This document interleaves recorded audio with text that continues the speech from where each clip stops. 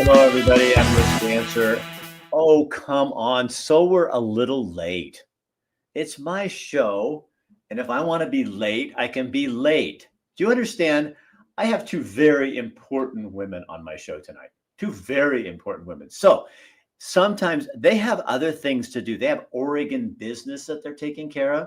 And Governor Kotek, you know her, right? She's called them to a special session on Labor Day weekend. There's so many questions about that. I'm sure it doesn't cost any more to have staff there. Oh, shouldn't mention that. But that's what we're going to talk about tonight. Christine Drazen and Shelley Boshart Davis are coming on, both representatives in Oregon, very involved in the Republican Party. And we're going to talk a little bit about what's going on. We had Ed Deal, representative, on Tuesday night, gave us a really good layout of the land. But I don't trust the media to tell you guys what's really going on here and what's happening. So that's what we're here for, is to give you, you need to be involved in this process, and you can still write your your state representatives and your senators. And if they are a Democrat, you should write them too, no matter which side of the fence are on. If you're one of the 80 to 87%, I can't remember what it is, I've seen 95% of Oregonians who think this budget that the governor's putting forward is a bunch of crap, then you need to do something about that. And that is write a letter, be kind, be firm, but don't be nasty. If I see a nasty email come across my desk, I don't read it because I don't need you. And so you need to be a kind human being. We are Oregonians. We're not a bunch of slime balls. So you can write a kind letter and let people know what's going on, but you tell them firmly no. And then you say, if you vote for this, I won't vote for you when you run for office next time. And neither will my neighbors or my friends or the people I go to church or synagogue with. There, I just helped you. Got it all done for you. That's all you have to do. Rick Dancer's How to Be a Pain in the Ass. Brought to you by caring and trusted. Dr. Michael Blattman loves what we do, and he is a great guy. He is a freedom fighter. But if you need dental work, I'm going back to him. I'm coming back to Oregon for a month. I have a grandbaby, so I'm going to be helping and doing some timber stories. But I will be visiting him to get my hygiene cleanup and all that kind of stuff. So I still go to Dr. Bratland, even though I live in Montana. So let's get right to our show. I'm going to pull that off of there and bring our guests here. Hello, ladies. Nice to have you. Hey, good to see you. So kind of, Christine, Shelley and I talked the other day, so I'm going to get you on here first and get you talking then. And what's the big, like, if we just sit down to talk about this, I think a lot of Oregonians are confused. What's going to happen tomorrow? Because I know we had a hearing on Monday or Tuesday, and now we're getting into the meat. What happens on Friday? Give us a talk through. Yeah, so if you are coming to the building on Friday, and let me just start there. If you're watching this right now and you're in Oregon and you have the ability to drive to Salem and make legislators look at the whites of your eyes, please do that. So tomorrow we're going to come into the Capitol building and we're going to be there, and the floor session starts at 11 a.m. We're going to be in the Senate. The House is not a... She'll be back, folks. These kind of things just happen once in a while. Shelley, real quick, why is it so important that they see the white of your eyes? Well, I think where she was going with that is on Monday night, they went to public testimony of everybody in the room. There was only a handful of people that they went to online. And so if they want to be heard, they're going to have to show up inside the building because that's who they chose to go to, not the people that were waiting online. We know that there was probably over 100 people waiting online, but they never went to those people other than maybe a handful of them. And so showing up in the building is what mattered on Monday. So we have to assume that's what's going to matter on Friday. And you guys can tell I'm on my phone, so I apologize. People are calling me like they haven't seen me in 10 years. It's like you're a legislator and you're going on a big thing tomorrow. It's the biggest story in the state of Oregon. It's like, we understand. So Christine, again, also, is it important that, you guys are representing your constituents. So if people looking at this measure, this bill, and are standing there, and you've got people looking at you, not even just an email. Emails are good. Yeah. I'm not just, I do both. But if you Yeah. can show up, that's a lot of pressure on them to go against their constituents, right? And you cannot ignore someone that's standing in front of you. And it's not that legislators ignore emails, but sometimes staff see emails before members see emails. And if you come into Salem and you have taken the time and you have gone through security and you have gone to find your member in their office, that is a huge thing. And we take it seriously as legislators. And absolutely, regardless of party, I promise you, your elected representative will care that you took the time and showed up and are there to introduce yourself and share your concerns. So that's a huge deal. You would be amazed at how few people do that because it's inconvenient and it's, it's foreign and not everybody, it doesn't make sense to everybody, but it makes a huge difference. And it's nice that the governor could call this on Labor Day weekend when she knows a lot of people are going to be out of town and have plans and stuff. Yeah. I'm sure that wasn't part of any of it, but because I'm sure not. Yeah. I'm a conspiracy theorist. I'm a professional at this. But Christine, so what are do you know Republicans aren't going to walk out? No. So here's how I talk about this, and this is really important. Republicans are going to keep every single tool available to us. And so I'm not saying we're not walking out. Okay. I am saying that I believe that there's an opportunity to kill this tax in the same way we did before by being there and applying pressure to Democrats and making sure that when they are unprepared and when they are disorganized, that there's an opportunity to stand up for Oregonians. And that's really, really important that people know. If a walkout, it's not magic. It's not a magic bullet. It doesn't kill anything. It delays. And so if we want to have this issue come back and come back and come back, then we can walk out and walk out and walk out. But this isn't a regular session. There's no end. So that there's no calendar that ends the session if we don't come back. If we leave, we're done because the session does not end. So right now, a long session, short session, when the calendar says so and they hit their required dates, the session has to end. That's not true for special sessions can have no end date. And so walking out now means we never come back. And I would say that a walkout delays an issue. It does not kill it. What kills issues is when you win elections. What kills an issue is a veto. What kills an issue is winning the majority. Like then you don't get this stuff. You get you get common sense, good government, where you aren't just listening to one side of this thing, but you really are having to find the middle. We don't have that right now. Took a good run, made a hard fight at that thing.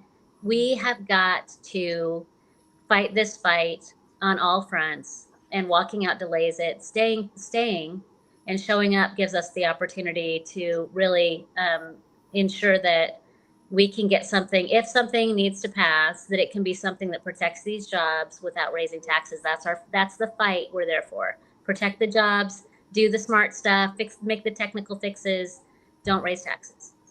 Because the Democrats are going to want to not. If you've got, I've seen all kinds of numbers, but somewhere around 87% or something of Oregonians disagree with this. 80 to 95. So that's what I've seen. So. So that's a lot of pressure on a Democrat too, because if the Democrats come in, I've heard of a few who aren't showing up. I'm sure they have great excuses, but they're not showing up. If you vote for it, you just put risk on your political career because you've got a majority of Oregonians. And if a Democrat's going to say, I'm still going to stick up for a Democrat, they're still behind in their mind. That mail-in ballot comes in. It's not going to be you probably if you go against their will. Well, and I think that the thing about that is whether they get the votes or not, they are not listening to their own constituents. Right. That's the job. We're there to represent our constituents. The state legislators are not state executives. We are state representatives. Right. And we are there to fight for good government that's responsive and in service to our state and our local community. And we know where Oregonians come down on this. The numbers are huge. Yeah. So if Democrats are voting for this in districts that their constituents are opposed to this, then they're actually not doing what they were sent there to do, which was to find good government solutions in a way that doesn't crush Oregonians. And so I know Democrats are struggling with this. They've got to be, because those are people that are also represented by the same kind of constituents I've got up here in the metro area. They're saying I cannot afford it. I don't use TriMet. I don't get on that bus. I don't get on Max. Like, that's not safe. Why the devil my payroll tax for that? I don't use that service. And I think that they're hearing the same stuff for their constituents. I guarantee it. What, Shelley, I was talking to Ed the other night, and I don't know what the Rose Quarter Justice Project, when he told me, and then he wrote a really good article about it that's posted on my Facebook page. People, you should go read this. But if we can't even afford to maintain our roads, why are we doing these pie in the sky? I'm sure it's a great project, but we've got homeless people on the streets of Portland and Eugene and Salem, and what, as a representative, what do you say to your constituents about that? Well, I think it's just one example, though. I mean, you could talk about Abernathy Bridge, the cost overruns, waiting, not getting it done when you promised you were going to, or even go back farther. Why make that promise if you know that you can't do it?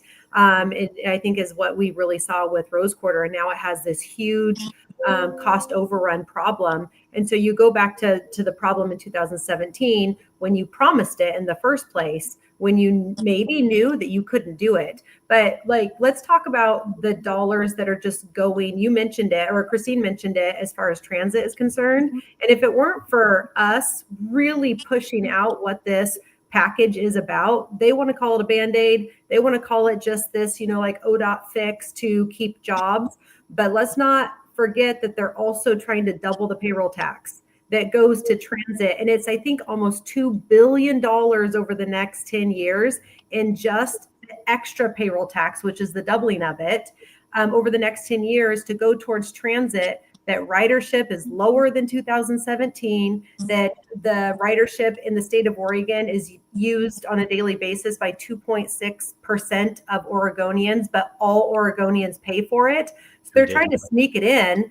And I think that those are the things that, if it weren't for us really pushing it out there where the media is actually covering it and picking that up, and saying we do have dollars, this is not a money problem, this is a priorities problem. And so I think that you have to take that into consideration, and we'll continue to say it every chance we get, that if we could reprioritize the budget and reprioritize where money is going, we wouldn't have to raise taxes. And we'll say that over and over and over again.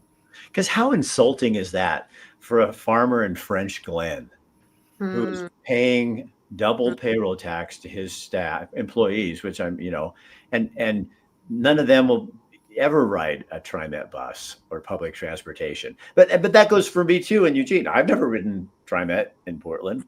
I think people in Cresswell, people in Coburn, so I'm paying so Portland can have a nicer transit system that even people in Portland don't use that much. You know what I mean?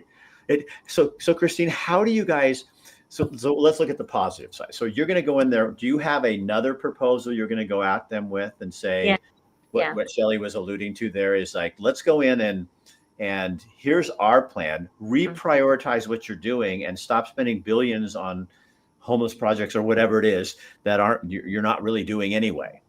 So every single step in this process from last session till now, we have had alternatives that have helped this agency come back into balance and have saved the boots on the ground jobs that Tina has put on the chopping block. We want there to be people that are plowing those roads out in French Glen, and we think that's the higher priority. I mean, these decisions, government, public policy, it is a question of priorities. And what do you believe the state should be doing? With the limited dollars people give us, we believe they should also be limited dollars.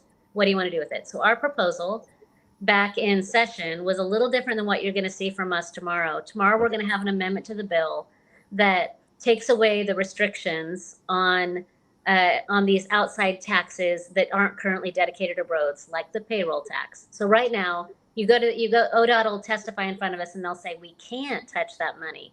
Okay, we'll take that bet. We think that you should be able to use whatever resources are out there, whatever taxes we're paying, and you should be able to prioritize them to roads if it's needed. And so right now they're telling us state law prevents us from using that payroll tax for anything but transit. We think that's the wrong priority. Let's take away that restriction. There's a tax that already exists. That let's let them be flexible with how they use those funds so they can save boots on the ground and balance their budget without raising taxes. So that's what you're going to see from us tomorrow for both the privilege tax, which is the tax you pay when you buy a car, right?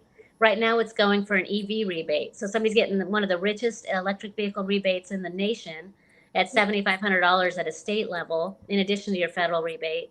We think that if somebody's paying that tax, that it should go to broad benefit, not to necessarily the individual that wants their EV rebate at state level. So we think that the agency should be able to direct that towards roads. So they're having a budget shortfall of a little bit over $300 million. And if you can reprioritize these funds and tighten your belt a little bit, you're going to be able to protect those jobs and not raise taxes. And that's what you're going to see from us is just like this very, very strong laser focus on good government accountability, fix the technical issues for the truckers, and also make sure that you're not increasing costs for Oregonians. And so that's our amendment. We're going to take care of everything else that's in this bill that doesn't raise taxes is included in our amendment. But instead of raising taxes, we're going to give more flexibility for the money that they've already got so they can never again come to the legislature and say, I can't touch that revenue stream. It's against the law for me to do that. We're going to go, nope, you actually can and you should. Rather than raising taxes, use the money you've got first and use it well and use it wisely. So you don't have enough Republicans to pass something like that. But if you put that out there and people understand it, then the Democrats have to look and go, so it's like, here's this big pot of money, but no, we've already got that set out there, and so you can't, no, if you took this money, and I think people are so tired. I heard that for years, even as a news guy, you hear, well, that's out of a different budget. It's still my money.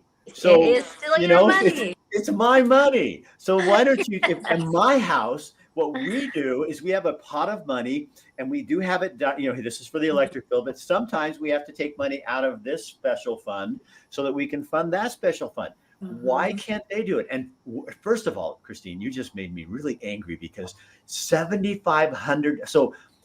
So if I was an Oregonian, $7,500 for an electric vehicle. So if somebody buys a Tesla, I'm paying for them to get a tax credit. That is just, and I know you two are just wonderful ladies and you could not say this, but that is bullshit. I mean, total bullshit. So I'm paying for every Oregonian who's driving the car they can afford is paying for an EV credit for, that is just absolutely. I hope my whole audience, are you guys hearing that? You're paying for EV. I don't have anything. My son has a Tesla. I have nothing, but I'm going to call him up when I get off here and tell him, you're very welcome. When you got that, your mom and I helped pay that $7,500 tax credit. When I buy my new car, are you going to help me pay a $7,500 tax credit? Huh. They're crowdfunding. When you tell them that, also tell them that Shelley and Christine helped him pay for that too. So we're also welcome. So how about if all the EV cars? I'm kidding. I am not against EV cars. I have a hybrid. My hybrid saves gas, and I didn't get a tax credit on that. Yeah, that is crazy. That is crazy. So what we're seeing with the spending, though, that just drives us nuts, is that they raise all this money, they make it so expensive to live in this beautiful place. And then they run out of money. But what they never say out loud is that they're protecting their own agenda. They're protecting their own pet projects. Right. And this core function of government, you're going to have to pay more for that because we really want to keep doing this stuff because we want to treat the state like it's a nonprofit. We want the state of Oregon to operate like it's a nonprofit that has a mission to advance a particular political agenda. And, Shelley and I feel like, hey, the government should be doing its core function right now. There should be hard edges to what government is about when they're using our money. Our hard-earned money is funding that work. We should not be out there subsidizing somebody's personal political agenda, but that's what we're doing all the time. Right. Well, If and they believe, if they have these big climate change dreams and stuff, I'm not a big climate change guy, but do it, but do it with your own money. Yeah. If you were to, like Shelley, if you polled your constituents, what would their top three things that they'd want funded? What do you think? You're out there with people. Yeah. What and I'd love my audience to, you guys type in things. What are your top three concerns? Are you concerned that there aren't enough electric cars in Oregon, or are you concerned that a neighborhood in Portland was disjointed and now they're trying to build this neat project so that everybody can be happy and that's where your money's going? I mean, what are the priorities of Oregonians that you talk to, Shelley? Well, and I think that's the whole point, is that we know, because we've asked them and we've heard from them, that their top priority is maintenance, right? It's preservation, it's operations, it's maintenance. And we hear over and over and over again, making sure that the snow is plowed, the lines are striped, that's what's taken care of. But you're going to go crazy with this dollar amount. So the past 2 years, the new taxes and fees in House Bill 2017. So for the last 2 years, that raised nearly $1 billion, but only 23 million went to maintenance.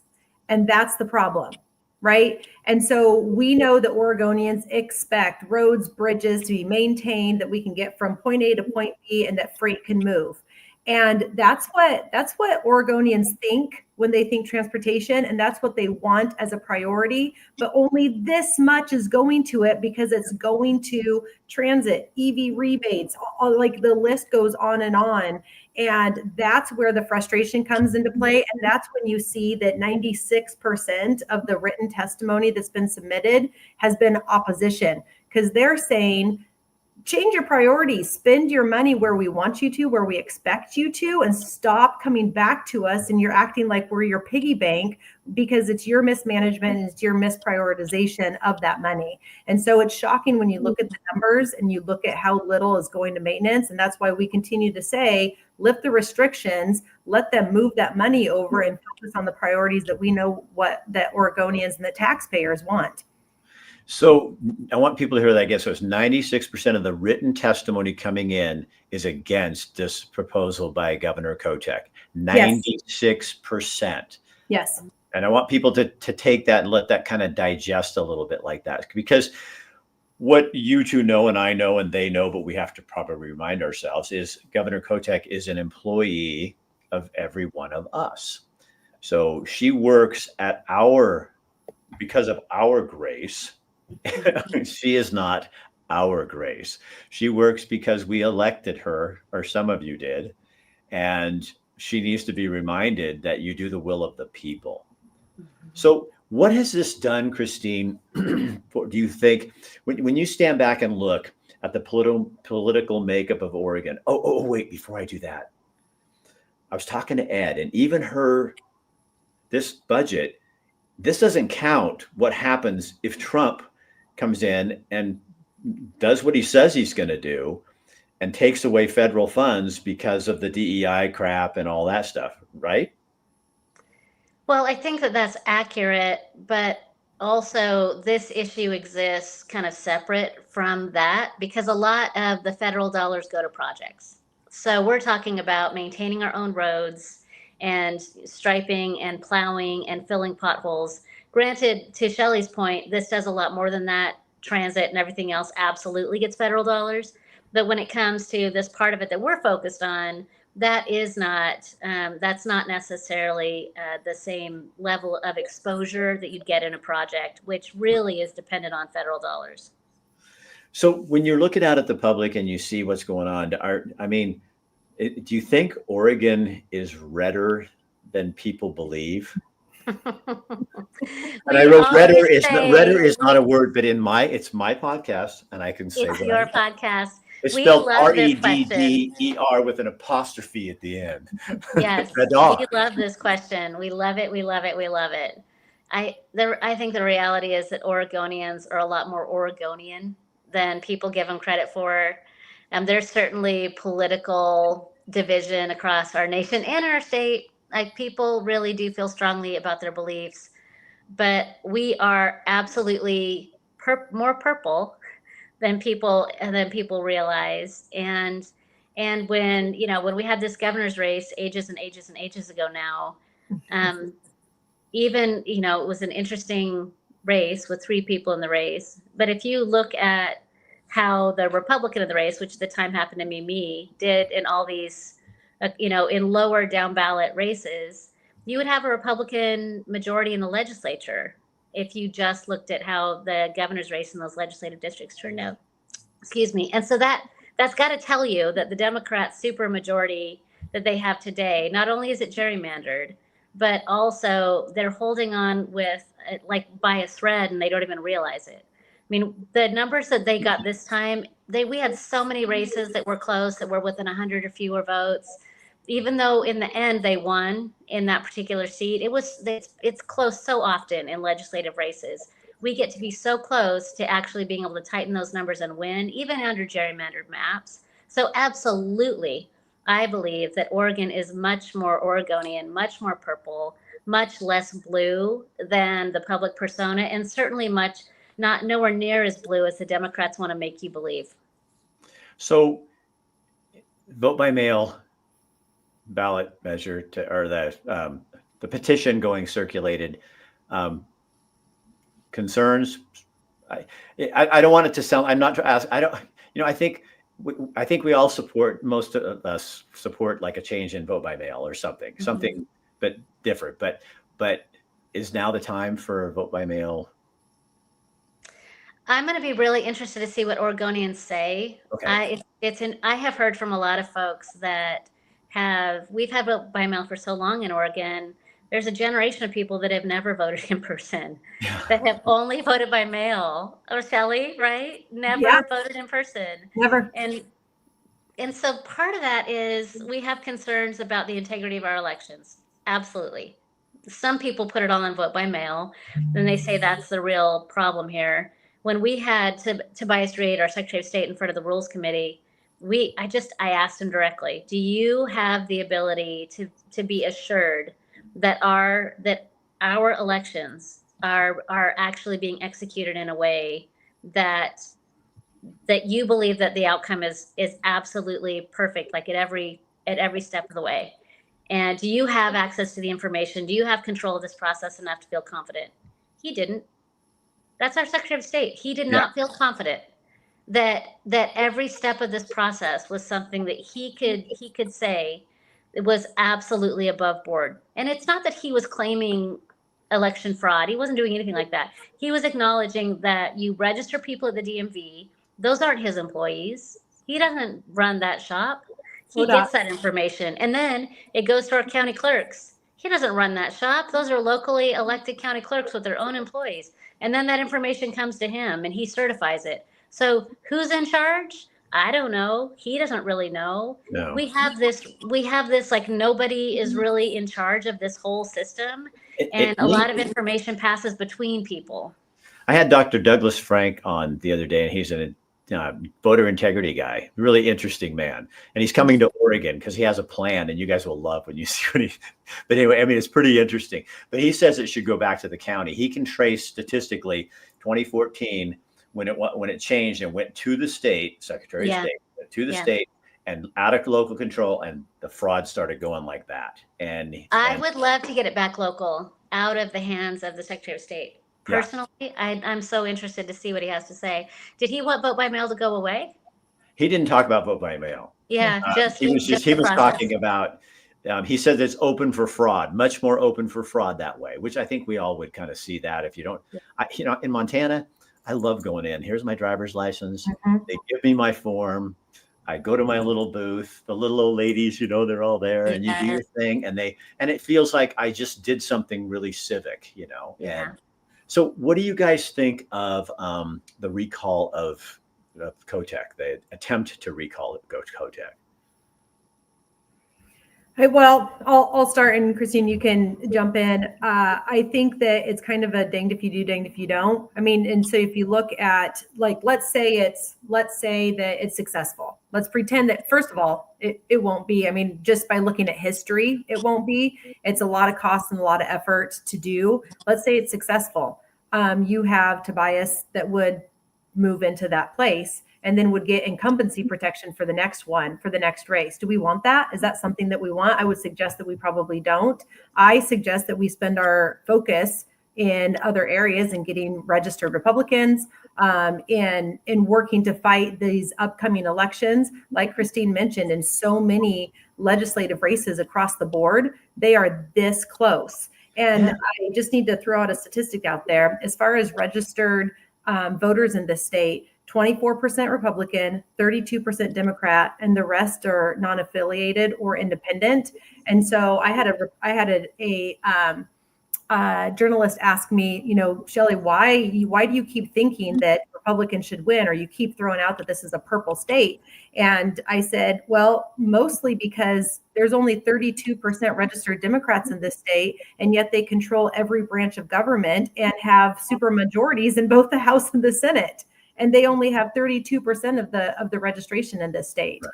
And so it goes back to that purple. It goes back to showing that we have the opportunity to win, and that only because of gerrymandering do we find ourselves in the super minority. And so I would suggest that they spend that kind of effort in those areas. And so that's my opinion. So do you think that it's, I guess, if you could how do you encourage those Republicans? Because I was looking at numbers, and if all the Republicans who could vote would have voted in the last election, Oregon would be a much closer, not a super majority, that's for damn sure. And how do you encourage those people? Because I think, you guys are there, you're part of that, what are they just that, and I don't mean apathetic in a bad way, because it's been, when you go for 40 years and lose as much as, but people forget the Larry Campbell years, there was Larry Campbell was in there, and there's been, there have been Republicans. Vic Attia was a great governor. The last one we had that was a Republican. But there's been Republican times. There's been times in the 90s when the Republicans were in charge. And I think people forget that, and they've just almost given up. Yeah, I think that it has an awful lot to do with just a sense of more despondency. Like, it's hard to lose. And from personal experience, I can tell you that how our public is feeling right now, our Republican supporters are feeling. We're with you. We want to win. We don't want to lose. We're not in this work to get our lunch handed to us every day. Like, we want to win. And we believe our leadership is what our state's lacking right now. We believe that our leadership is what will bring Oregon back, what will heal our state, what will advance our economy. And we believe that we are really the missing piece for our state to turn this stuff around. So we believe in this fight. And we have got to do a better job, I think, communicating with fellow Republicans and letting them know how, like what Shelley said, it's just so close. Your votes count, your votes matter, your participation matters. It matters if you come to Salem, it matters if you vote. We need I think a cultural shift where it isn't about the past, where we say we don't want to resurrect the past. We don't want the good old days. We want the kind of bright future that we can envision for ourselves and our kids and our grandkids that has not yet happened. And that the future, in fact, is they are absolutely capable of being the best and brightest days Oregon has ever seen. But it takes us to get that done. I often say that city on the hill in our state, we have to build it. It doesn't exist today. So if we want to be the city on the hill, that bright shining city on a hill, we got to rally, and we got to get to work. And people need to be willing to buy into that and be a part of that, resurgence of our state, be a part of this movement to turn our state around. It's got to be a movement, and people have got to believe that it's possible, because to your point, it absolutely is. When I ran for governor, the difference in that race, more than 100,000 Republicans stayed home, and I lost by 65,000. So we talk about how important, this huge difference between Republicans and Democrats. Republicans have got to want it more than Democrats, because they feel entitled, and they get this stuff done at a slow, easy jog. If we want it, we had better all out run for that finish line and give it absolutely everything we've got, and leave nothing on the field. Like, we've got to go for this. And I believe it's possible. We just have to want it more than we've ever wanted it before. I think the last session, I watched what you guys did, and you were good. I mean, you guys strategized. No, I mean, I don't care anymore if people come on and go, "Oh, well, you're a Republican, you're just pushing the Republicans." No, you guys strategized, and you did a good. I'm not going to go any further than that because then it would get people would get too much information. But you did a great job of strategizing, and people should be proud of that because it did stop it. Oh, let's say it this way. Anybody who didn't want these budget things to go through, this dollar stuff, they should be happy with you because you worked with the system and inside the system, and you got it. You did the right. You got like a headlock or something. Yeah. And we've got to try to do that again. If we're really going to stand up for Oregonians every time we come into the Capitol building, we got to figure it out. We got to work with what we've got, and we've got to leverage every bit of it. And I think that, and I don't want you guys, you don't need to comment on this because I don't want you to get in trouble or something. But I think as me, like I ran for Secretary of State in 2008.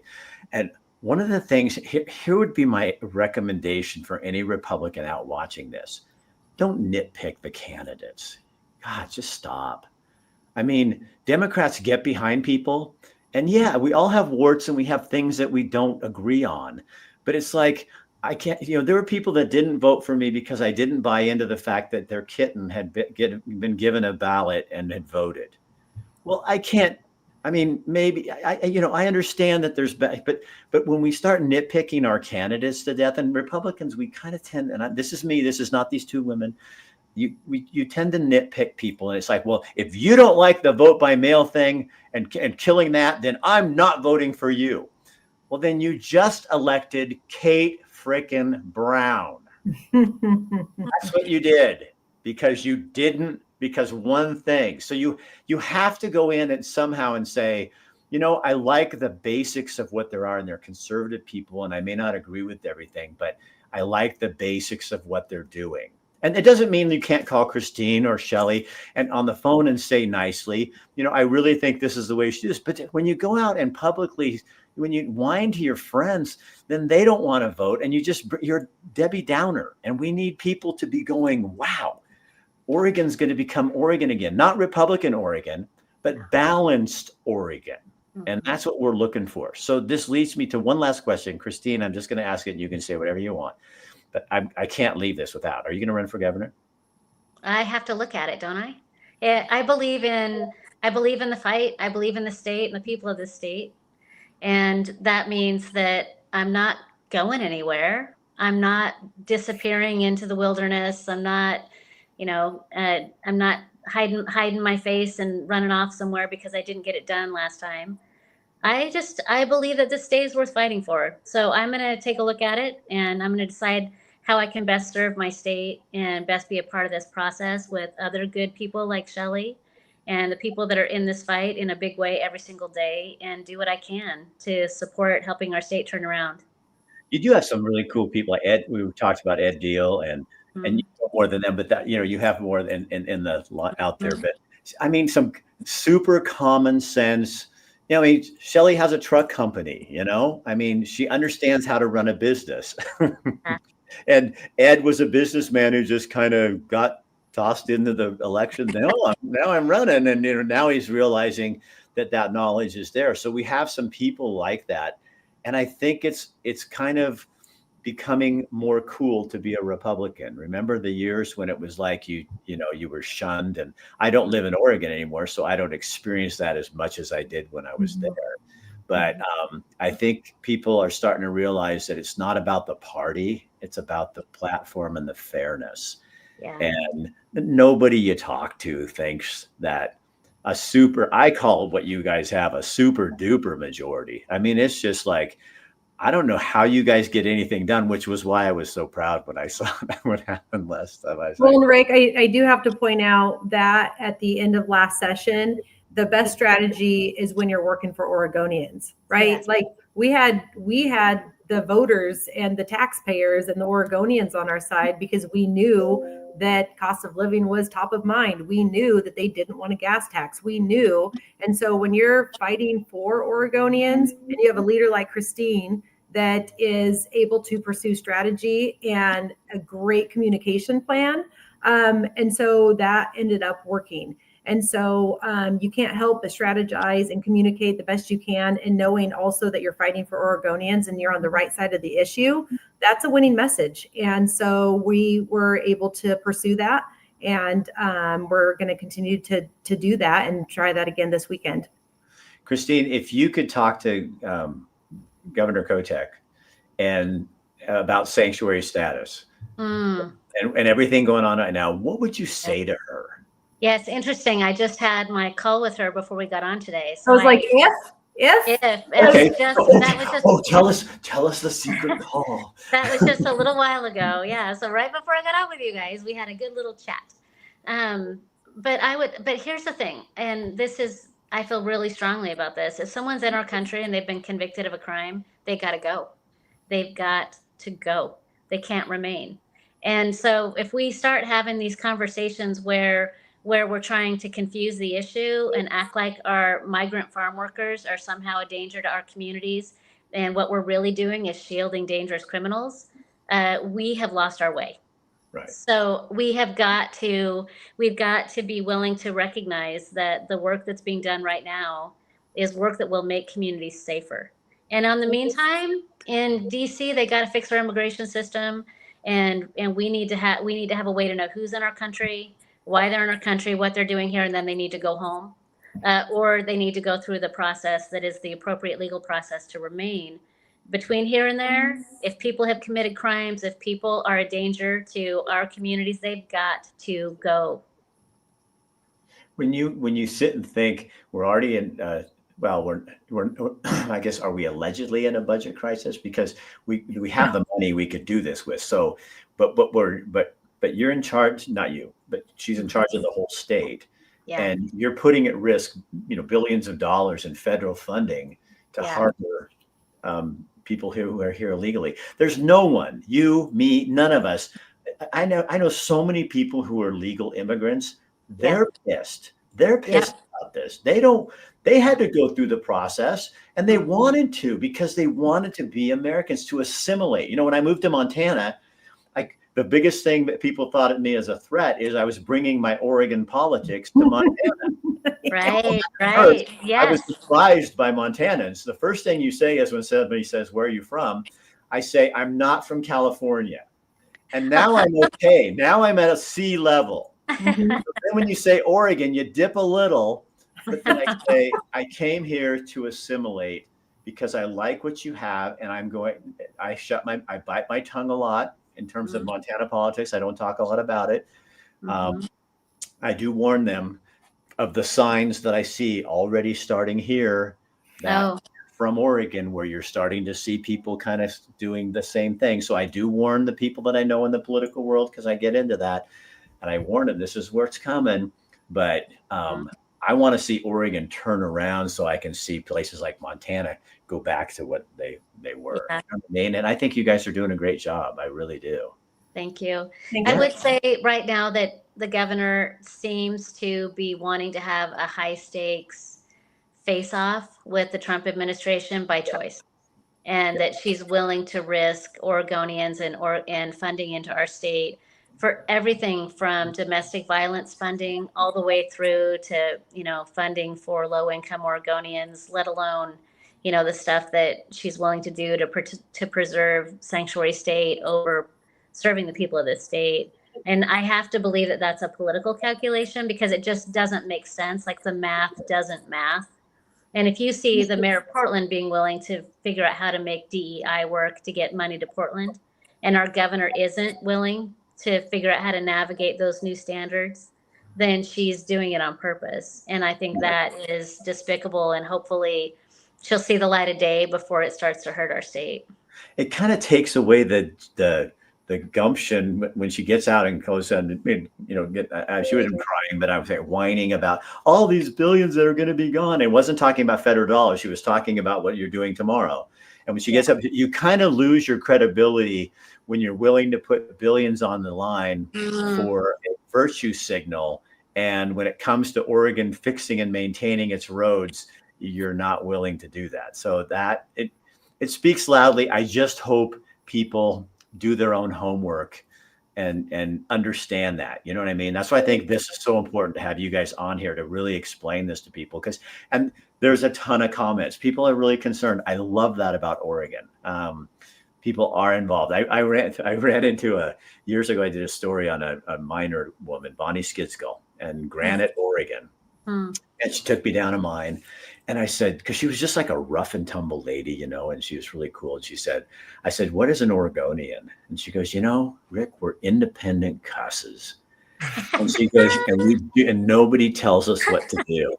And I said, and I thought that was so cute. And then she says, but here's the problem. When you're that independent, and then you don't always work well together with other people. And she says, and you think you know everything, so you push it. And I think that's ingrained in us as Oregonians. And we have to find a way to probably soften some of the edges so that we're listening to other people, which was what my comment was. When you're looking at someone to vote for, you may not like their hair color or how they came across at the meeting you went to, or they don't smile enough at the camera, or, whatever. But did you look at their heart? Is there the heart of an Oregonian in there, and somebody that's fighting for Oregon and has family here and has lived here for generations? And that's what you got to look for, instead of all the little stuff. You can nitpick about that on a little piece of paper and then just burn it. But the other stuff, I mean, give them a break. You know what I mean? So you two, thank you so much. That was just awesome. Yeah, really nice. And we'll be watching you. And after this is over, we'll be seeing what's going on. We'll probably have you guys back or something, and kind of find out let's be positive. So when your amendment is accepted, because everybody realizes if they don't do this, that they're going to have a hell of a fight on their hands from the public, not from you guys, from the public, then I think and what a great day that will be. So work together with them. We'll see you guys later. Good luck tomorrow. I would love to be a little live camera in your pocket. We'll have to plan for that next time. Okay, yeah. Except in Oregon, that's illegal. You can't do that in Oregon. All right, you guys, thanks again, and appreciate your time. We'll see you later. Bye now. Okay, you guys, so there you go. And thank you for all you guys' involvement. That's really good that you're out there looking. But remember that, God, they're people, and give them a break. And look into stuff. Don't always assume. You know what I mean? I was so irritated today because the ABC News last night did a story, and the guy said, he was talking about this murderer who killed these young children in the Catholic school in Minnesota. And he was saying, yeah, they found the manifesto, they found this, and they found a gun with Donald Trump's name on it. Well, that makes it sound like this guy was a Trump supporter, when in fact, on the gun, it said, kill Donald Trump. Kill Donald Trump on a gun is a little different than Donald Trump's name was on a gun. Shame on that reporter. Shame on ABC News for allowing that to go on. You're mixing messages, you're twisting it, and you're confusing the public. And that's what you guys have to watch out for. You should not be watching regular television. Just turn it off. Any news. It's bullshit. We're brought to you by Chris Dental Family Dentistry. Thank you for watching. Share this on your page so other people hear that, and pay attention this weekend. If you can go to Salem on Saturday or Sunday, Friday or Saturday, tomorrow or Saturday, please get there, because as they said, the whites of your eyes are what make the difference. We'll see you later.